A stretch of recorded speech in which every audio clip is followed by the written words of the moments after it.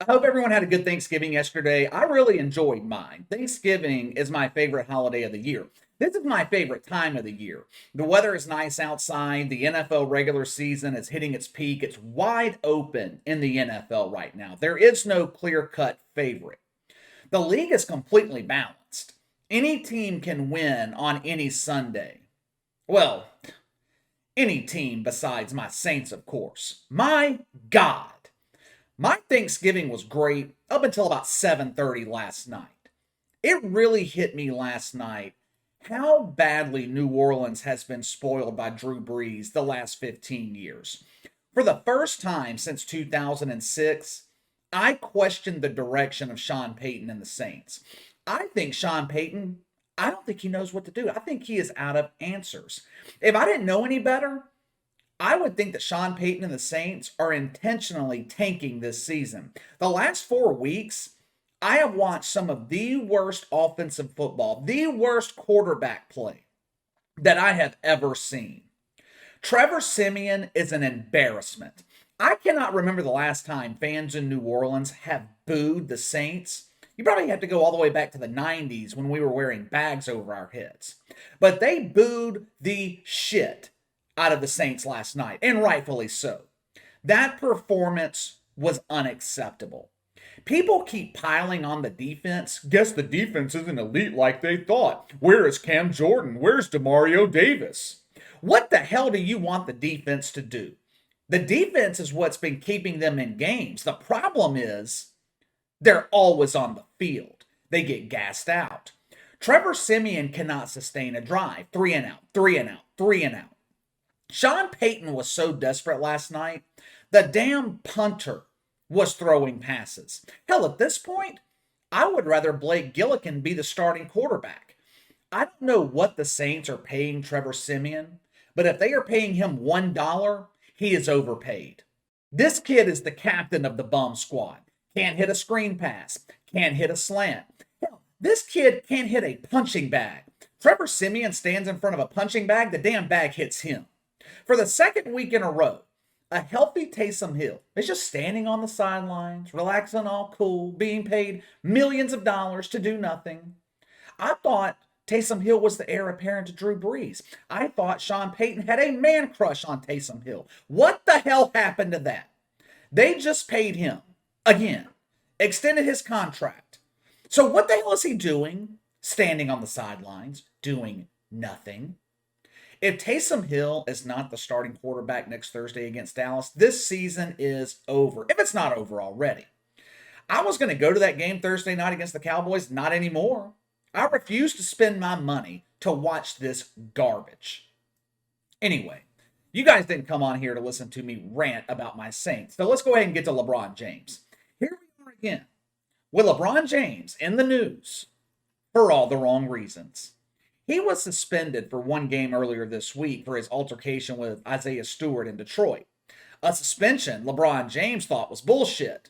A suspension that I am surprised was enforced.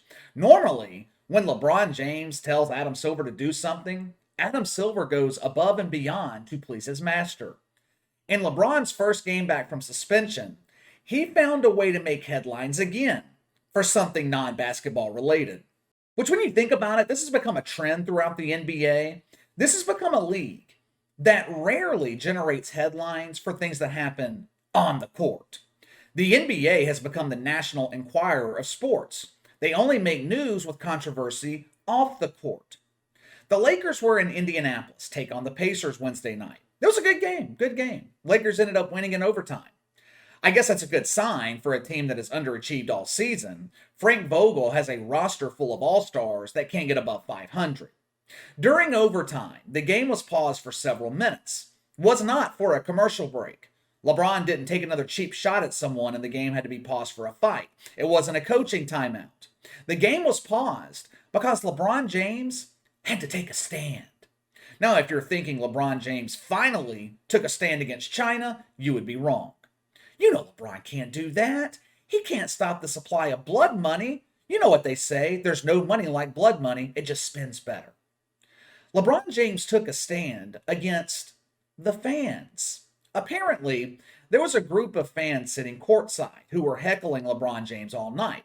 Now, once they got into overtime, LeBron and his feelings, they had had enough. And he exercised his power as king to have them removed from the arena. Check it out for yourself. LeBron James said after the game that obscene gestures and language from fans will not be tolerated, which is ironic when you think about it, considering LeBron James used obscene language when pointing these fans out to NBA officials. So fans are not allowed to curse, but LeBron James can. Great. I just want to be sure that I'm understanding the logic here. Let's think about this LeBron logic for a second. The rules of LeBron James. Okay. He can curse, you can't. Chinese shoe companies can use slave labor, but cops in America are vilified anytime they shoot a criminal who is endangering their lives. That's real oppression. LeBron James is allowed to call out mythical oppression and racism in America. When Enes Kanter calls out real oppression and racism in China, he should just shut the hell up. LeBron James doesn't give his energy to people like Enes Kanter. In other words, he knows he's on the losing side of that argument, so he wants Enes Kanter to just go away. It is unclear what these two fans said to LeBron James to get him to the point where he wanted them ejected from the game. LeBron did not clarify what they said. He just said it was obscene, which is vague. Obscene can mean anything. Now, there have been rumors about what these fans said, but I could not confirm this. Some guy on Twitter, he claimed to be sitting next to him, and he claimed that they kept wishing death on Bronny James, LeBron's son. If that is true, it's disgusting. If that is true, it is deplorable. And it might be true. I don't know. But the reason I find it hard to believe, if these two white people actually said that, someone would have recorded it. More than one person would go public with that information. LeBron James would have called it out after the game.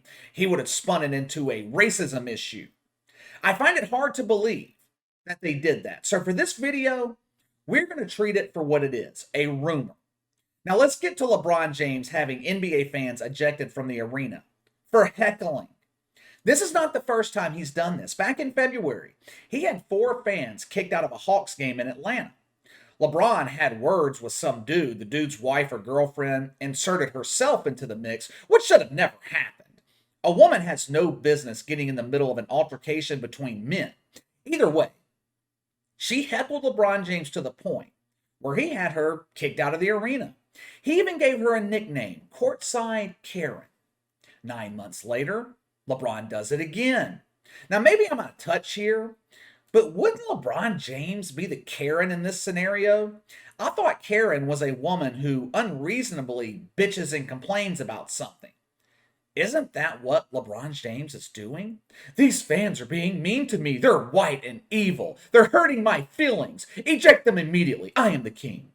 This is why LeBron James will never be on the same level as Michael Jordan.